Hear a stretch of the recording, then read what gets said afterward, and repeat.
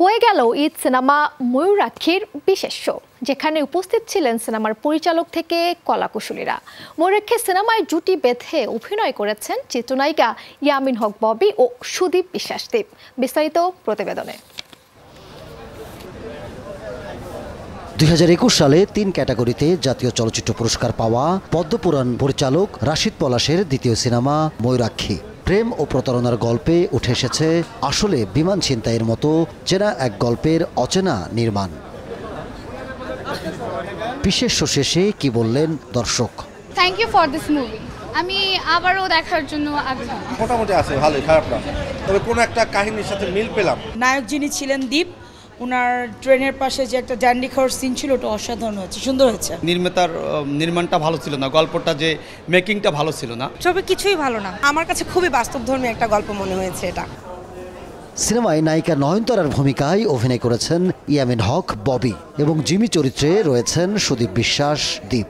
এখানে আসলে ববি না, এটা হচ্ছে নয়নতারা, মানে যার ক্যারেক্টার আমরা করেছি, ওনার ক্যারেক্টার পোট্রে করা, ওনার ম্যানারিজম, ওনার চলন বলন সব কিছু আসলে নিজের মধ্যে নিয়ে তারপর কাজটা করা, এটা একটা চ্যালেঞ্জ ছিল। জিমির ক্যারেক্টারটা খুবই যেরকম দুষ্টু সেরকম কষ্টেরও, তো অডিয়েন্স ওই পুরা প্রত্যেকটা মোমেন্টে বা প্রত্যেকটা ইমোশনে যে টাচ করতে পারছে, ওটা আমার জন্য সবচেয়ে বড় অ্যাচিভমেন্ট বা আমি বলবো সবচেয়ে বড় পাওয়া, বিকজ অডিয়েন্স একই সাথে ইমোশনের সাথে মুভ হচ্ছে, হুইচ ইজ গ্রেট।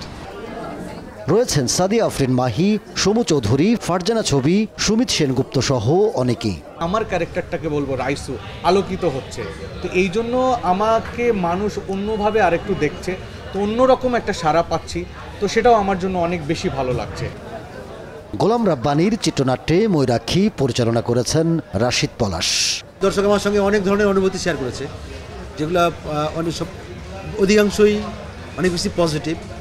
বেশ কিছু নেগেটিভ ব্যাপারও আমাকে দর্শক বলেছে, আমি সেগুলো শুনে বোঝার চেষ্টা করেছি ব্যাপারগুলো কী এবং এগুলো আসলে কী বিষয়ে কথা বলছে, এবং আমার কাছে মনে হচ্ছে যে ওকে ডান, কিছু কিছু ব্যাপার আমার জন্য শিক্ষণীয়, আমি যেন পরবর্তী ছবিতে এই জিনিসটা ঠিকঠাক ডেভেলপ করতে পারি।